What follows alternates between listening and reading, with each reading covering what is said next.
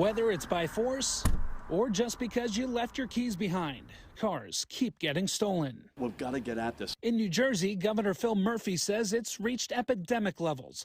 At a news conference in Ewing, Murphy says theft numbers are up year to date over last year, but in recent months, the state is bending the curve. And I think together we're working really well, and we'll hopefully be able to not just continue to bend the curve, but bend it meaningfully with further steps. More than 14,000 cars were stolen in New Jersey last year, and the state has been on pace to break that number this year. But Murphy saying Monday car thefts in September were down 14% from last September and down 12% in October from last October.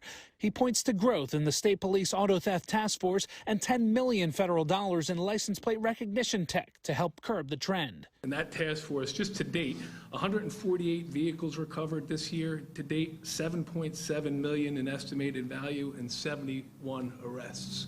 It's making a difference. Governor Murphy also announced his support for several bills in the State House right now to combat auto theft, saying he would sign them into law if and when they were to reach his desk. I'm calling for the establishment of a new persistent auto theft offender statute, which would give state and local prosecutors the option to seek more serious criminal consequences for those who have been repeatedly found guilty of stealing cars. Another bill, he says, would make it a crime to possess and distribute special tools to break into cars. He and the state's top law enforcement officials hoping that reducing car thefts leads to a reduction in violent crime. I think the rest of the nation, the other 49 states, as they do with many other things, are going to look to New Jersey and say, how are they doing it and how are they upholding their oath to protect the citizens and their property in this great state? In Ewing, Jim Vassell, Pix 11 News.